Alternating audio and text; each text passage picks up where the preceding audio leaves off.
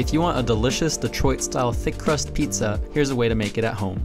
We're starting with our dough, combining flour, sugar, active dry yeast, and salt.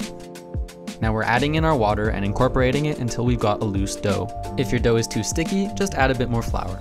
Loosely shape it into a ball and then place it into a well-greased bowl. Cover that with plastic wrap and let it proof at room temperature for at least an hour or in the fridge overnight. In the meantime, you can make your sauce. We made a simple one with oil, Italian herbs, fresh garlic, and crushed tomatoes. Feel free to add chili flakes or other seasoning and let that simmer for a few minutes.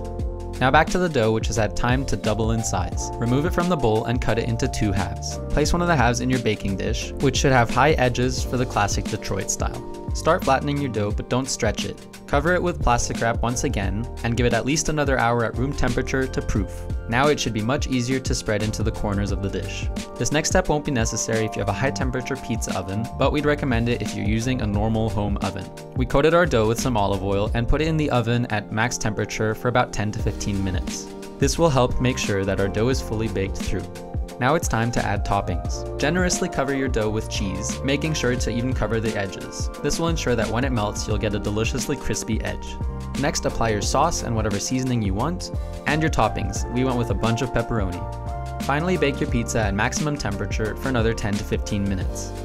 You should be greeted with a deliciously spongy dough and a beautifully crispy exterior.